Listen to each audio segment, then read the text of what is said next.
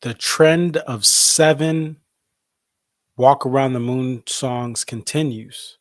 A short but sweet for certain show from the home of the Ozarks.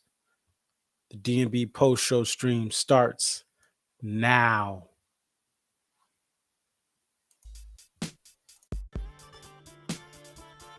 It's your boy Concert Viz 34 back at home. What up? What up? It's your boy Concert Viz 34. Yep, so your boy Concert Viz 34 coming to you here. What up? What up? It's your boy Concert Viz 34.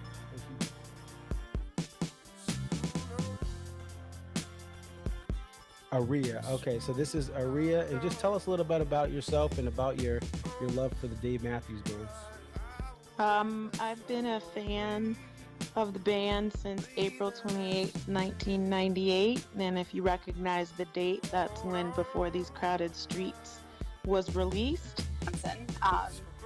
Alpine is definitely a better venue than Summerfest, but we'll take it. I think I've been going to shows for about 20-something years.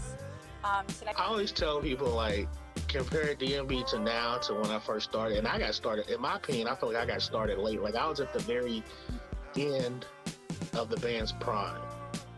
I feel like that 03 to 06 was like the end of the prime. 07, 08 was like, you know, we're at the very end. And then when Roy passed. But Dave really, this is the thing. Dave has put, Rashawn has been assigned the quarterback of this team. He is the coach, the play caller. He designs the jams. Dave just shows up and plays whatever he's going to play.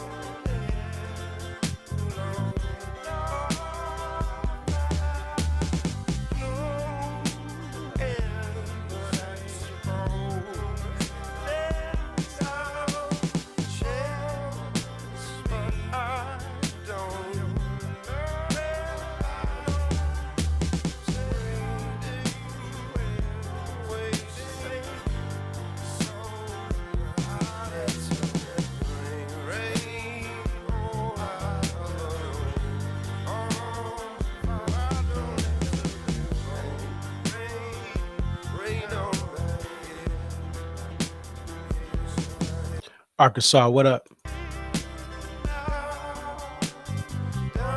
Shout out Pine Bluff.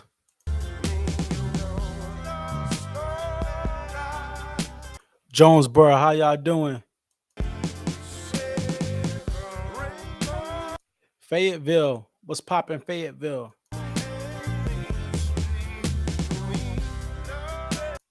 Don't forget to hit that like button, folks. Fort Smith, what up? Joplin, Missouri, we see you right over the border.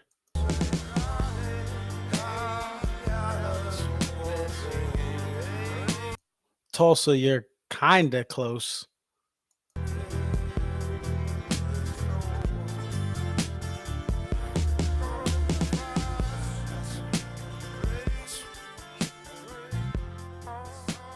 What up? What up? It's your boy Concert Viz 34. I had something to tell my baby. I said, honey, I'm gonna be upstairs like 1 a.m. You know, just, you know, it's a Central Time Zone show, so I'll be up later. Bruh. But this show was so short that I'm already starting right now. I'll probably be up. This show will be over before 12:45 easily. This is interesting, for sure. Interesting. We'll talk about this with Fatima in just a second. But I think the big thing here, big thing right now is there were no crash songs played tonight. Okay. Nope. There were no Away from the World songs played, Nope. and there were no Big Whiskey and the Grugrux King songs played. Nope. That's shocking. That's even if you play a hit from one of those, like from Crash, um, one song, it's a little bit shocking. Um, I, I don't know what to tell you. I think that, one thing I learned from this weekend, and every year I have to relearn it, is the idea that um, you can't treat shows this early in the tour as gospel. We were definitely shocked last year. A lot of these shows in the up here in the are down there in the south got some two steps and got some shotguns and got some special songs. Obviously, Bismarck is played today or tonight, but you can't treat this as the end all be all for the rest of the tour. It is the third straight show with 7 Walk Around the Moon songs. Right? We are getting Bismarck's been played 4 times this tour, but it's still one part of a tour where the band also tries to find their rhythm. So we can't just assume that this is how every weeknight show is going to be. That's just what it is you gotta hold it out.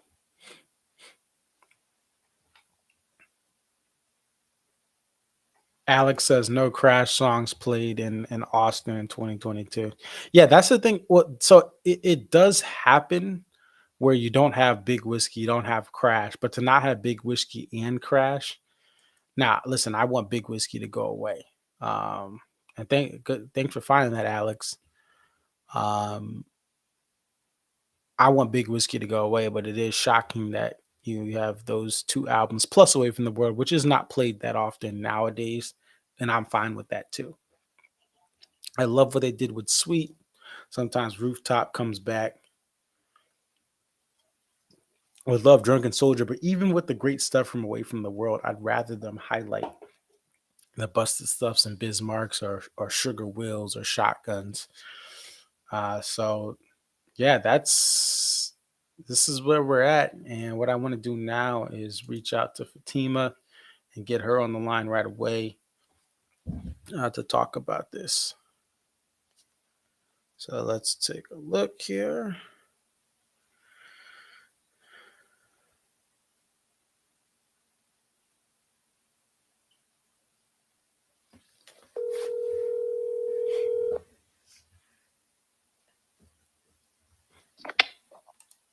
Hello? Hey, Fatima, how's it going? I'm good. How are you, Marcus? I'm doing well. So before we get to anything, to the best of your knowledge, we want to get some ideas of the time of this show. So for Central Daylight Time, what time did the band come on, give or take? I think it was like 7:50 because I remember looking at my phone like at 7:50 or 7:51, Okay. and so I was thinking like, gosh, it's taken a while to get on stage. But the way that the sunlight was pretty bright, like I think if they had gone straight on at 7:40 or 7:35, they would have been in their faces. I don't know if that's the reason, but yeah, so about 7:50. Okay. And then what time did the encore end? The encore, I think like 10:15, because the main set, it ended before 10 o'clock. Like I think it was 9, like 5 minutes before 10, and it was a really quick set. Yeah, ended very early. Wow. So main set ends a little before 10, and around 10:15 they're done with the Something to Tell My Baby to Aunt. So that is very interesting to see there. Now, tell us about this show. What did you think coming off the Texas two step about Rogers, Arkansas? Um, well, I was, I figured, there'd be, it's a different city. It's been a couple days. So I wasn't surprised that there'd be, repeats and things like that. Very happy for the Bismarck opener because I love Bismarck. And I just think it's a fun song. So I really liked it. The crowd, around me anyway, was more quiet. So maybe they weren't familiar with the song.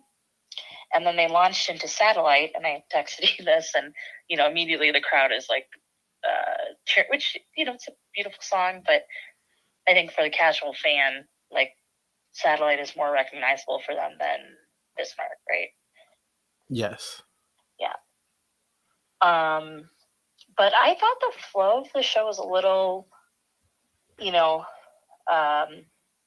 like you got Walk Around the Moon and Man Man's Eyes, and then Virginia in the Rain. I don't know. It was kind of like up and down to me, but I really was happy that we heard Space Between, and on the electric, and the Jeff on the flute. I love that.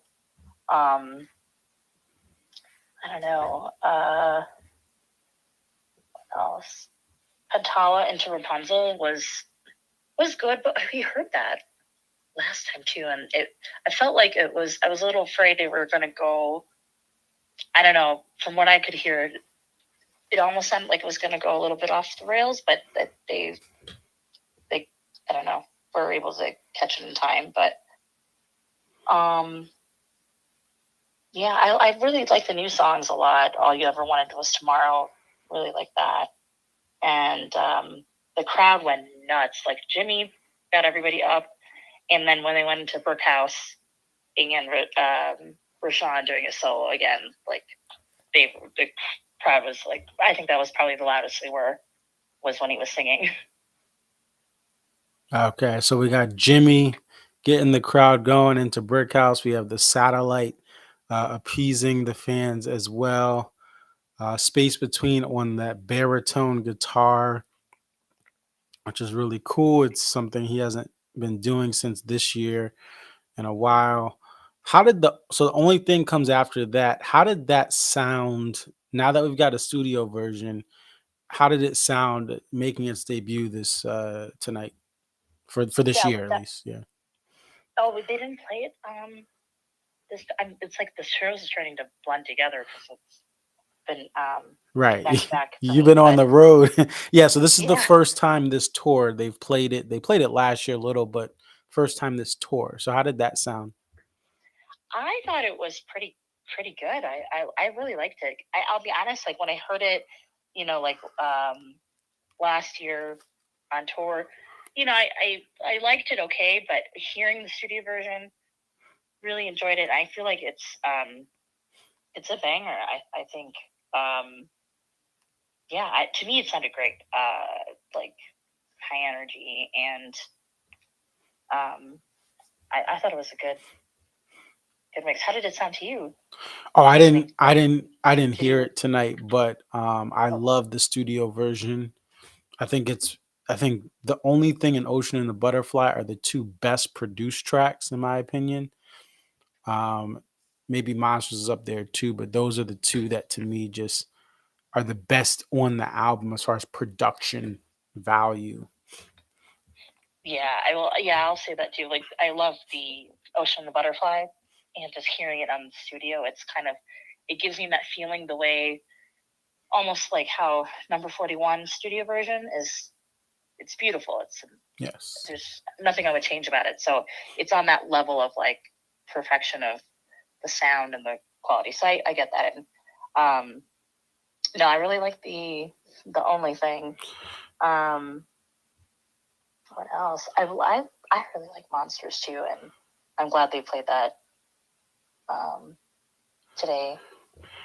What else? So question, you've seen Monsters 3 straight shows. Obviously this has been the most played song. Madman's and Monsters are the most played. 3 shows in to the tour, all 3 you've been to. how do you feel about Monsters now? Now that you've gotten it like literally every show this year. Honestly, to me it's one of my favorite of the singles they released. Was my favorite song, and I think it's just, to me, the lyrics are really poignant, and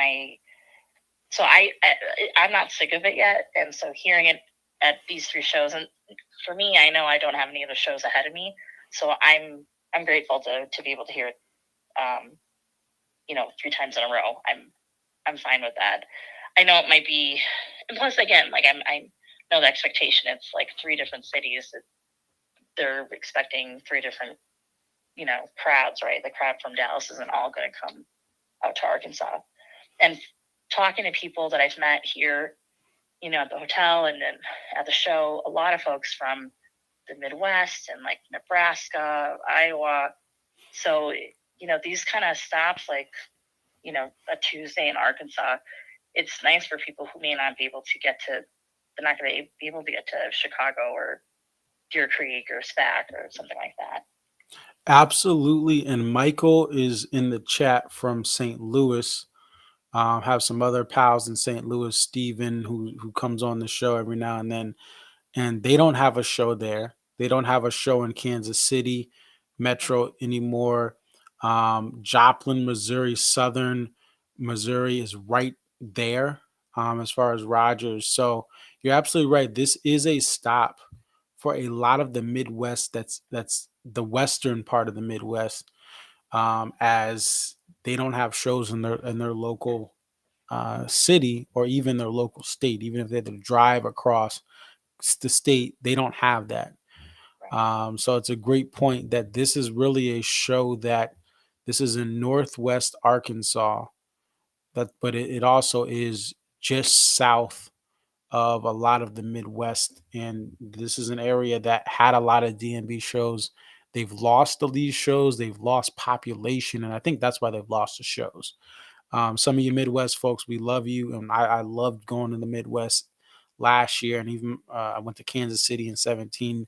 The reason you probably don't have a show is because your population is declining. The Kansas City is going down. St. Louis isn't what it used to be population wise, and a lot of bands, not just DMB, but a lot of bands aren't going to it's the Hollywood Casino Amphitheater. They're not going to make stops in a lot of these shows. And if you're in Nebraska, I mean, you got the College World Series. That's it. So this was strategically placed. Now let's talk about the crowd as far as how full it was. How full was this venue? It was pretty packed. Like it's a smaller venue. The pit is a good sizable pit. There's quite a few. It looked pretty full to me in the pit, and then I checked out the lawn, and the lawn is pretty tiny. But that was pretty full, and I kept looking around, and even the lowers, like that area, was full. The one thing I'll say is the way they structure this like place, they have, like the corporate box seats in between, right behind pit before the lowers start. And, it'll be for different companies and probably whoever they offer their employees or whatever tickets. So those weren't all filled. So it's kind of weird because, like in Dallas, those premium box seats are kind of behind the first set of lowers in between the upper deck. So it's kind of like there's the pockets of empty spots because those box seats weren't filled. So to me, that seemed a little weird, but it was I would say like 90% full. It looked to my eye anyway. Okay. And where were you sitting tonight? I was sitting 4 rows behind those box seats. So on stage left. Okay. So fairly close. Right. And how was the crowd? I know we talked about Bismarck. How was this crowd as far as engagement compared to the Texas two-step? Definitely less.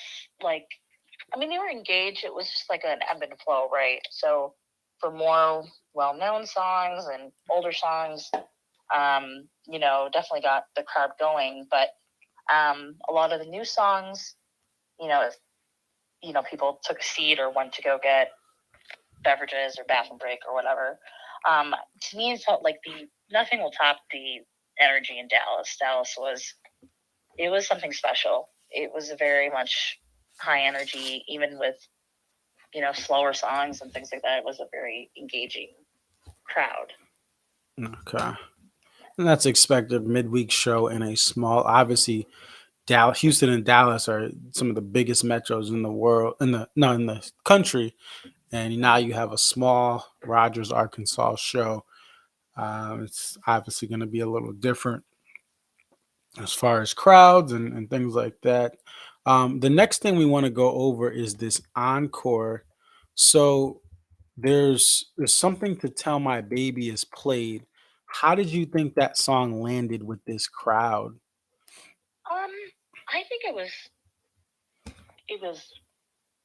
kind of very quiet. Like, and he said that it's like when he introduced it, but I think most of the crowd enjoyed it. I mean, they just were respectfully quiet, but it wasn't like you know Sister or some of the other like Looking for a Vein. I love that in that E1 spot, but it's a lovely song, lovely little song. I don't know if you saw yet, Jeff Coffin just posted like the tentative set list, and they changed the encore, totally changed it up. I think they were going to do Don't Drink the Water, and I forget, I have to look at it, but they Let's see. switched out. We'll pull it up. Hang Yeah. hang tight, because and someone mentioned it.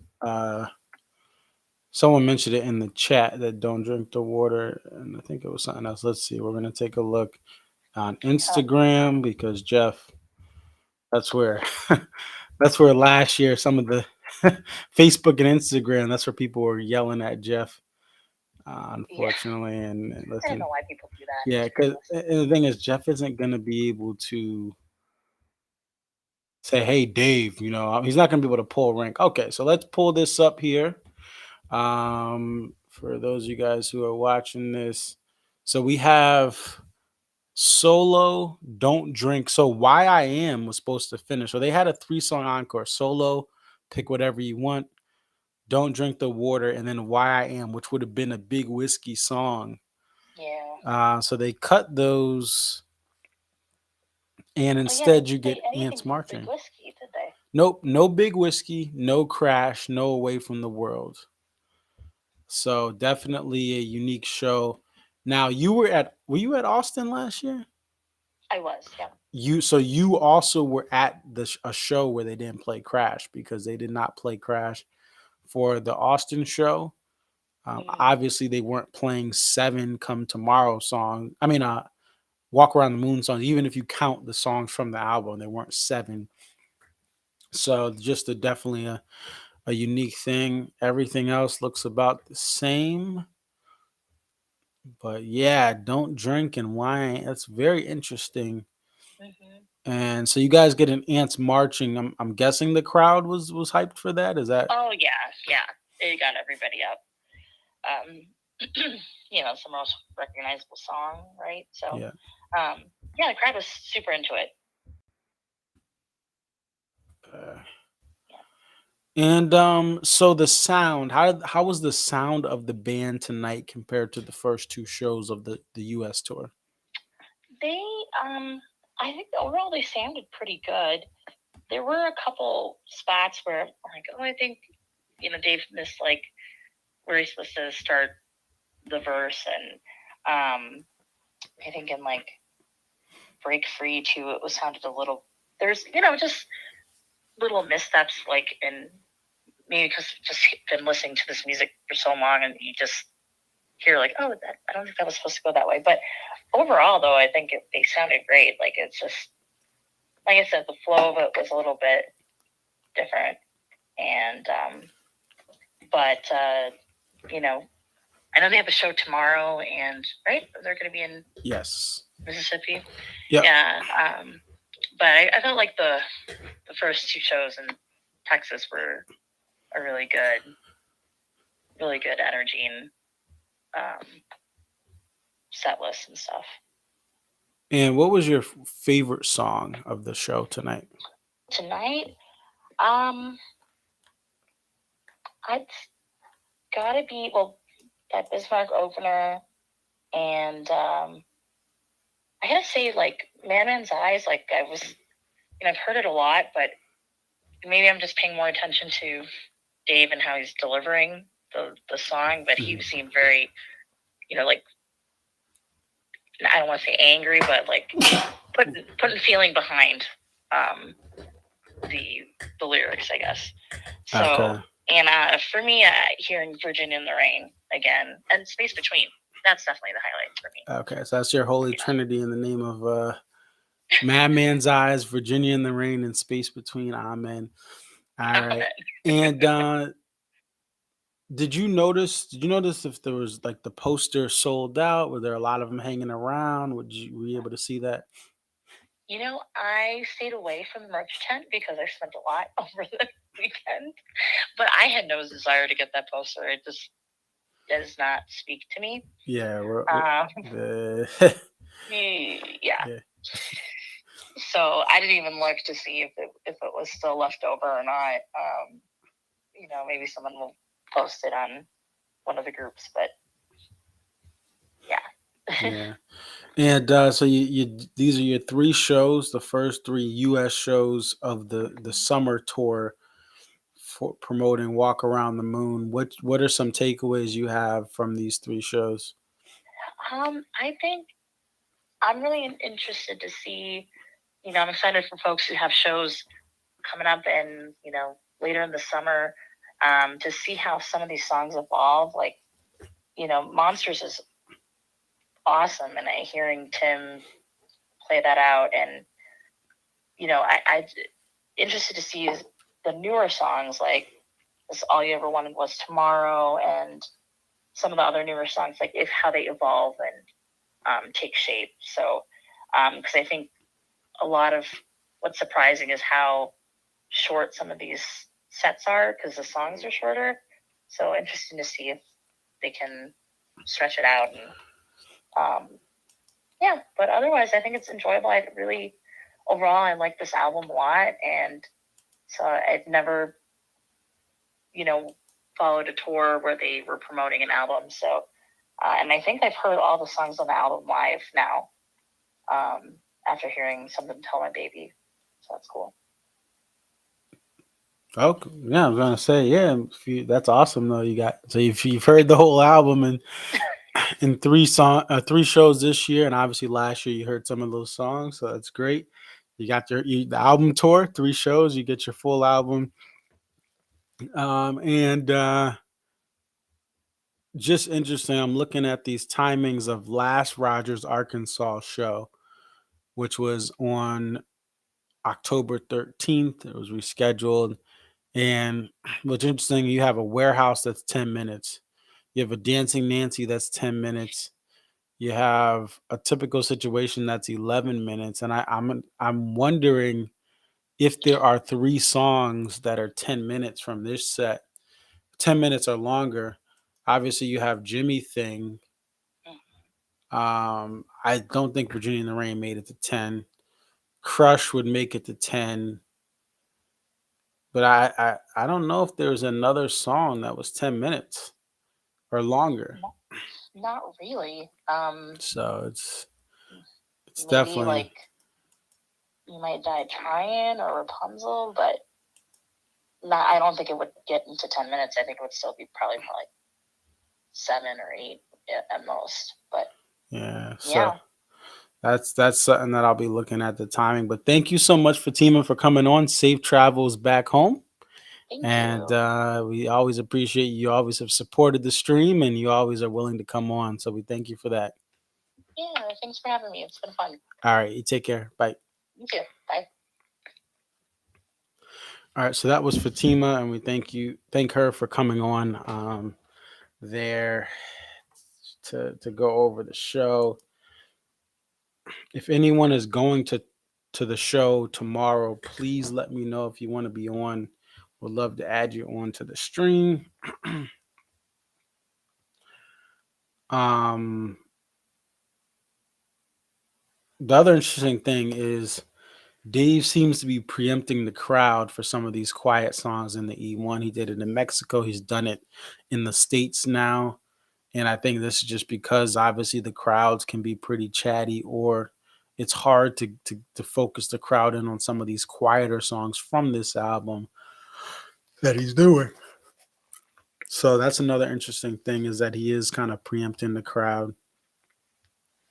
Um, as far as the poster, I did want to get into that. This poster to me is horrible. It's absolutely horrible. But there's something that DMB had. They have a problem where they actually tour every year and they have posters.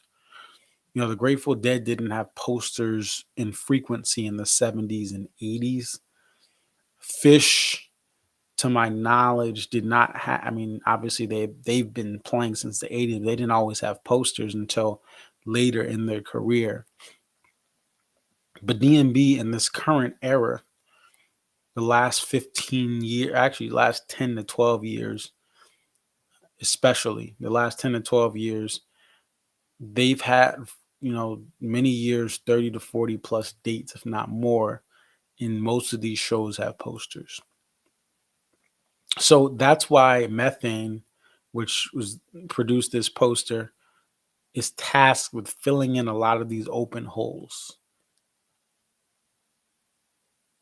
Therefore, you have to continue to create different posters. And a lot of times, I think Methane is hired because no matter what, I think you're going to get to points where people are not going to like the posters. They do try to get, they've brought in newer poster artists. They've brought in local poster artists, like the one that we got in Mohegan Sun for night 2 in 2021. They're bringing people local, but the band has a lot of space to fill with posters. So as much as we can criticize this poster, as much as we can say, "Hey, it's trash." Oh, Randy, we'd love to have you in tomorrow. If you're on Twitter or Instagram, message me. If not, just message us in the chat tomorrow. Randy says he's going to be there. Yeah, we'd love to have you on, Randy Swag, and to talk about that show. Again, just message me on social media, Twitter or Instagram if possible. If not, just come in the chat. But that's what I was thinking about today, because I wanted to just tear this poster apart.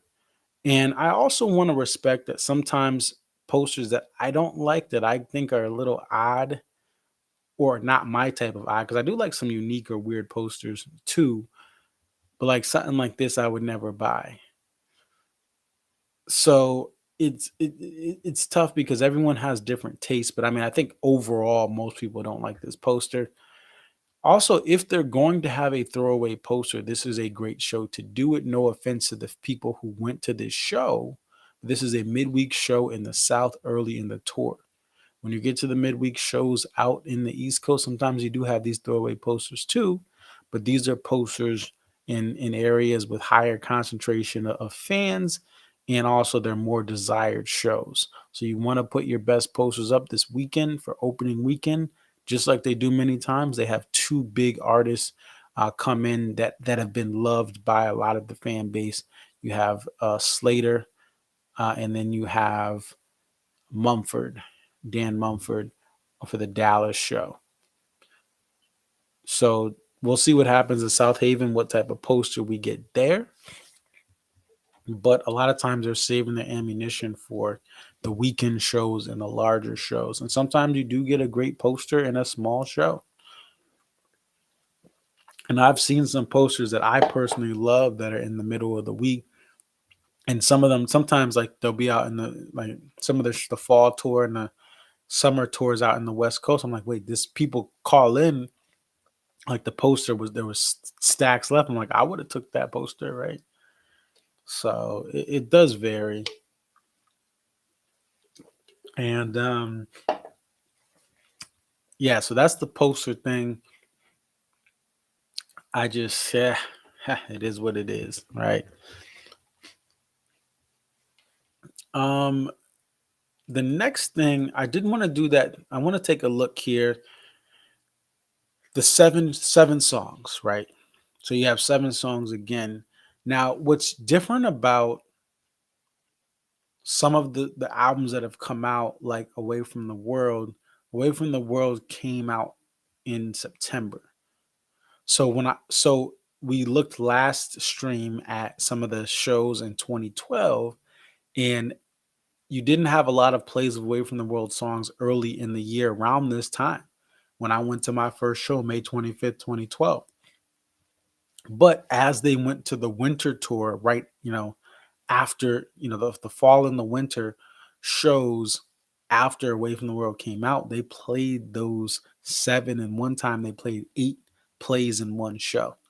So now I want to take a look, and this is kind of a blind thing. I did not look at this in advance on purpose because I want to take a look at 2018, and we want to look at Come Tomorrow's year to shine. This is also a year, keep in mind, Buddy Strong, Mr. Arthur Buddy Strong was added to the band. We're looking strictly at play counts. This is the Houston show, Woodlands, Texas, suburban Houston, and only three Come Tomorrow songs. We go to the next night, and we have Dallas, and only three Come Tomorrow songs. Let's just skip ahead to May 30th because Come Tomorrow came out in June. Five Come Tomorrow songs in Rogers, Arkansas. There we go. So we have five Come Tomorrow songs. Still not seven, but five. Again, the album still had not came out. Let's go to June 1st, and we're going to run through the month of June. Come Tomorrow only has three plays in suburban Pittsburgh and Burgettstown. We go to the second show in a row for this little run in June, and we have four Come Tomorrow songs. So we have 4, 5s, and 3s so far, if you're with me. Next up, we have this Lakeview show. I believe this was one where there was puddles and people had trouble getting to some of the auxiliary lots where they have, I think, the state fair or something out there. And for Lakeview, we have 4 Come Tomorrow songs. We get to the 6th, Clarkson, Michigan, and we have 4 Come Tomorrow songs. We get to the 7th. This is Cincinnati, Ohio, Riverbend.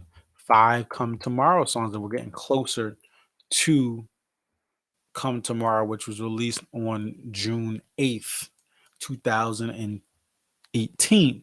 So now Come Tomorrow is out. This is the first full show after the release of Come Tomorrow. There's 5 Come Tomorrow songs in Bristol, which is not part of the tour this year. We then get the next show, the tour debut of Again and Again, which used to be Bob Law. This is Guilford, New Hampshire, and we have 4 Come Tomorrow songs.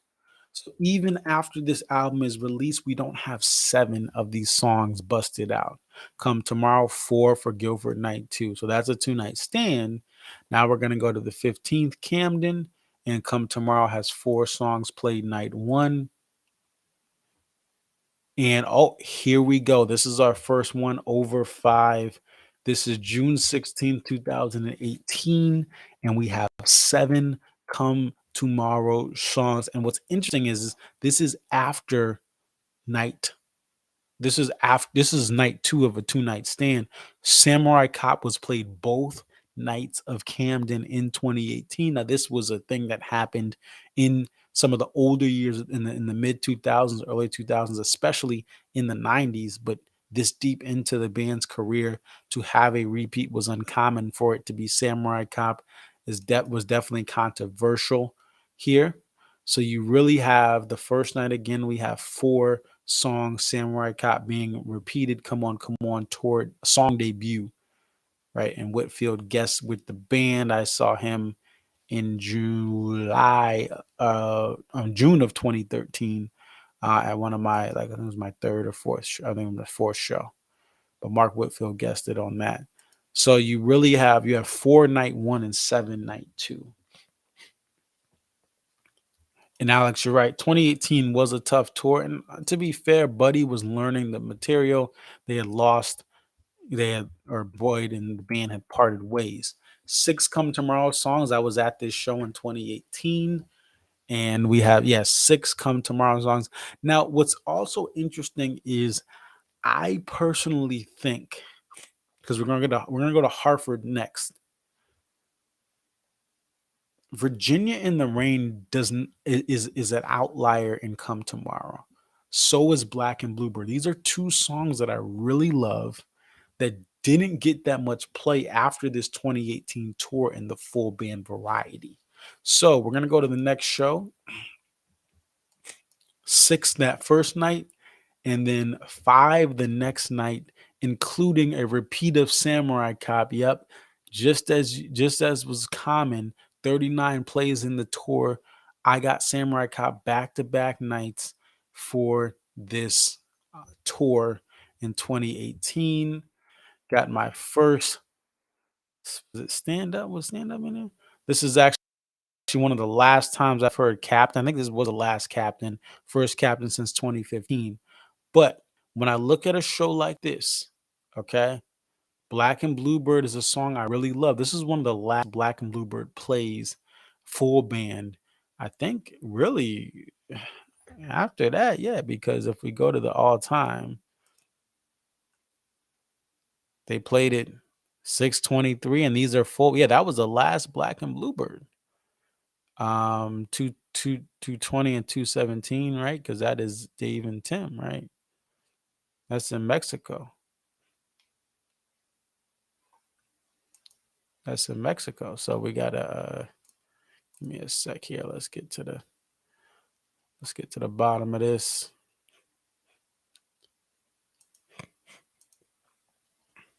Yeah, that's a Dave and Tim in Mexico. So that's the thing. So when I look at a night like tonight, right, and the only Come Tomorrow song is Virginia in the Rain, I like that.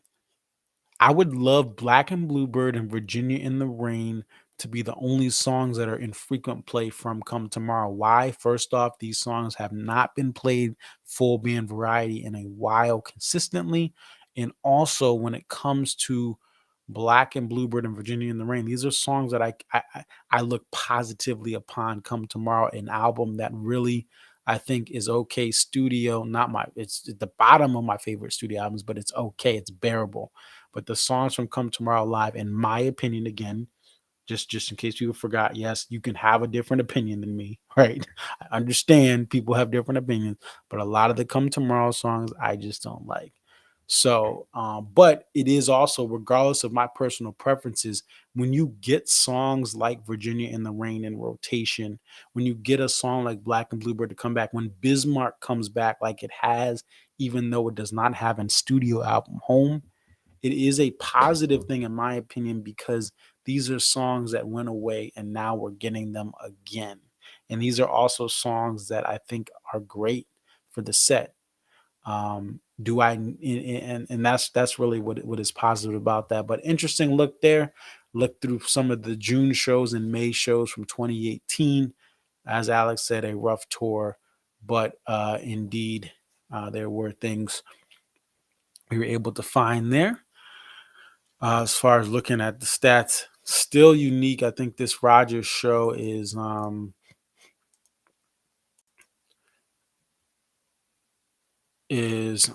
definitely interesting. It is odd, but again, it is early. But Bismarck, hey, Bismarck is here, right? Bismarck is here. It's here to stay, hopefully, or it could go away for all we know. And the new songs, everything we're hearing from folks across the fan base that we've talked to, they like these new songs in the set list, even though sometimes they had some low momentum and a quieter set like the Woodlands, or an upbeat set like Dallas and Dozeki's Pavilion. People seem to like these new songs, and again, we're pulling from various parts of the fan base when we get these post show stream calls. So that's a good thing to hear that people like these songs. Let's see. So this is where we are. We have these shows that could be shorter. We don't have, Seek Up has not been played yet. Lie in Our Graves. We're not seeing some of these extended songs with extended jams being played by the band at this time. We move on to South Haven in Nashville this week, and then Riverbend on Saturday as well. So we do have some shows coming up where maybe they do add some extra things. Um, so we shall see. We shall see what's going on. And certain songs are missing. Hines, who's usually in the chat right now, usually on Twitter, angering Stefan, and Stefan making diss tracks against Hines, aka Don Dingo. Yeah, Stefan put the bars on him. That was what, a week and a half ago now.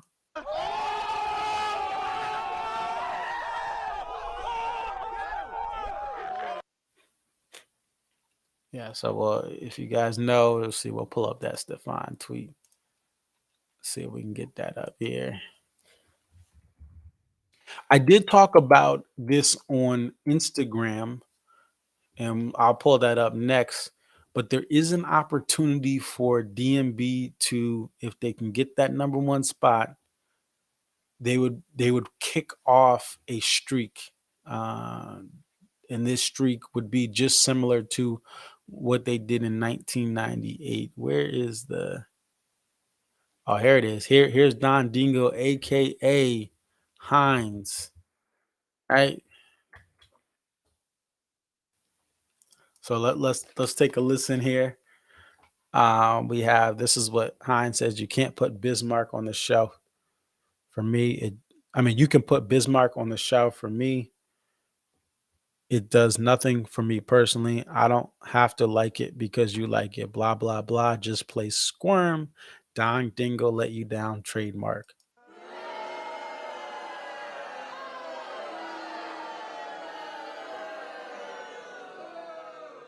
And then Stefan says, you don't have to like it.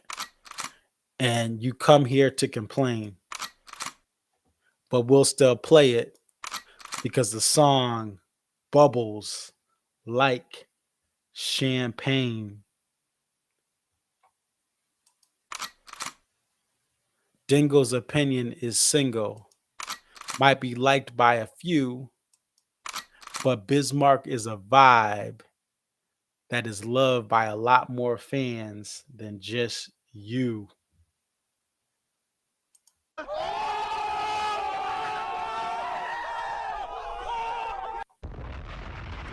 Wow.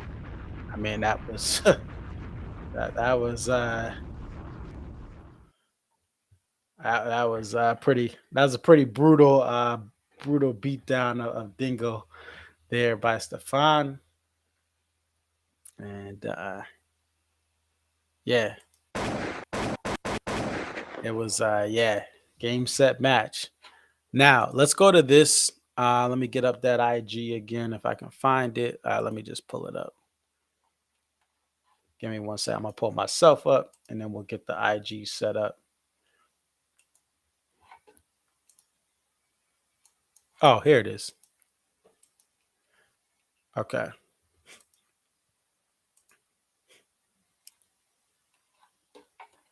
We're gonna pull this up.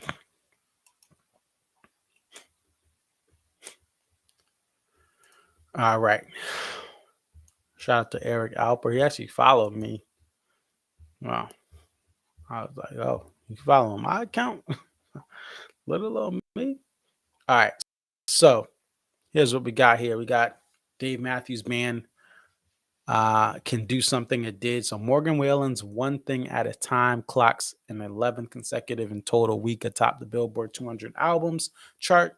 It now has the most weeks in a row at number one since the Titanic soundtrack sailed at number one for 16 consecutive weeks in 1998. We know that Titanic was moved out by Before These Crowded Streets from that #1 spot. All right. She belongs to the streets. She belongs to the streets. So they can do the same thing with Morgan Wallen. Now, Morgan Wallen's in unique company. Unfortunately, he's in unique company with Janet Jackson and Stevie Wonder, and I believe there was someone else that there's some of the few artists that have had 11 consecutive weeks at #1. Stevie Wonder's "Songs in the Key of Life," which I have down in my basement, one of the best albums of all time. I saw Stevie perform that album in its entirety. And then Janet Jackson, I think it was her self-titled album. That was also it went 11 weeks at #1. And back then, now the thing with these things is it's all relative to the type of music that's coming out. When Stevie did it, when Janet did it, even the Titanic did it back in '98. You have tougher competition. There was more overall purchases of music. Morgan Wallen is an interesting character in country music. And you can go look that up. I won't go into all the details, but he has had a following. People are buying his music. People are paying a lot of money to see him live. He actually just had to cancel some shows due to allegedly to his voice, although people think it's because of alcoholism, allegedly. So he has kind of blown up overnight in what I consider the pop country or bro country lane. To me, he can't touch Chris Stapleton. He can't touch Sturgill Simpson. Nope. But people do like his music, and people are following him. There's been, and it is what it is. But hopefully, DMB could do that. The best way to get DMB to this #1 spot is what many of you guys have done: purchase the vinyl, purchase the physical copies. The sales charts, the Billboard charts right now has really shifted to one thing. If your fan base buys a lot of physical copies, it counts much more than streaming an album over and over again. And many fans of newer artists, and even artists that are a little, 10, 15 years after DMB came out, 20 years after DMB came out, artists from the 2000s and recent artists that have kind of had their come up, a lot of these fan bases are only streaming for the most part. Sometimes there's some physical copies, some vinyls that people buy for these artists, but most of it is streaming. The advantage DMB has is a lot of the fans are still dinosaurs. No offense, but they dinosaurs. They still got the CD player. They still got the vinyl, and it's going to help, right? It's going to help the sales of this as it stacks up compared to if everyone just streamed this album, we would have less of a power. So again, your physical copies are the best way to push this. There are no cheat codes anymore. If you didn't know already, there's no cheat codes for being able to sell tickets and then you get a free download. That's why nobody's doing it anymore. For the most part, there's some smaller acts that may do that just because they want you to get the product. But it doesn't count towards Billboard. And that's the big thing. And for the major artists, they have contract things. A lot of the people behind the scenes, if they can get X amount of music artists under them at #1, they get bonuses. So that's why it's a big thing. The Billboard chart. So they're going to play by the rules of Billboard. But that's pretty much it. That's all we got. I'll be back tomorrow. We could talk then. If anyone watches this and you want to be on, message me. Come on the chat live and we will add you to the chat. And again, this specifically, I want to get voices of people at the show. Want to get you if you were at the show. Speaking of country music, I want to end with an artist that, to me, this is the best artist in country music as far as performing. I have not seen them all, but to me, Chris Stapleton, he writes a lot of the majority of his music. He can play the guitar and he can sing, unlike most acts in country that would either need a ghostwriter. Most of country music, Chris Stapleton was a songwriter in before he became an artist. So we'll do that. By the way, Andy Mendoza, that the opening video was from his YouTube page, YouTube Andy Mendoza. And Go look that up. Just Andy Mendoza, Dave Matthews, Andy Mendoza. I appreciate what he does. And if you feel inclined, I encourage people to take video of shows in HD on your iPhone or Android device, especially if you have a nice view. Take as many as you can. I do it, and I'll have a video coming out later this week about the importance of fan content. I appreciate Dave Matthews Band. If any management's watching, thank you guys for allowing us to share this. And really, they know it. I wish more bands would understand this. The free content that fans soak up on YouTube leads to more ticket sales. It's why I have so many posters, because if I didn't go to all these shows, I wouldn't buy the posters. It's why I have physical copies of albums, because I feel like this band allows us to share this stuff and build a community through videos that we all take, taper audio that is taken by these awesome tapers. And that only makes us want to go to more shows. It only makes us want to support. Listen, this is why I buy this magazine, right? I bought this magazine because it's Dave Matthews. I want to support Dave Matthews. They allow us to do so much. So I made a physical purchase and I had this shipped to my house. I don't buy magazines like that anymore, right? If anything, I'll get a digital copy. And I bought the digital copy of this. But I got this because I wanted to support the boys. I wanted to support this band because they allow us to share. So if you're listening, John Mayer's management, y'all listening, right? And they did bring some of my videos back up. Some of my videos did they did let some of them back up on YouTube.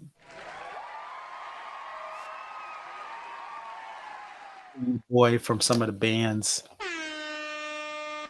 But when you do this, your longevity of fan loyalty is forever. Grateful Dead, another example of this, and Fish and some other of the jam bands. But Fish, Grateful Dead, DMB, great examples. Goose is doing this model. Goose is taking it to the extreme.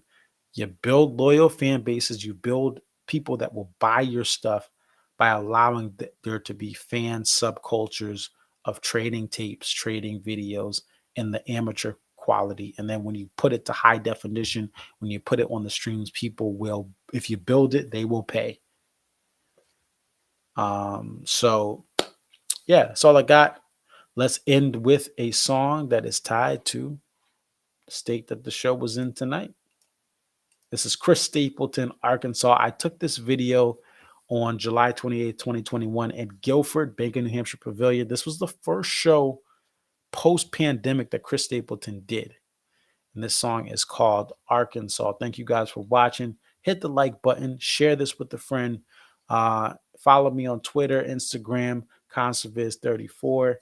And if you hit that notification bell on YouTube, every time I go live, you'll be alerted. If you missed this live, no worries. I got you. These videos stay on YouTube for your consumption at any time. You go to work the next day, you find some free time during the week or on the weekend to catch up. I got some all this content is saved here. Check out the Texas two-step playlist that I have. That playlist is on YouTube, and it has Andy Mendoza's video and an audio version of the Woodland Show as well on there. All right, this is Arkansas, Chris Stapleton. I'll see you guys tomorrow. Peace.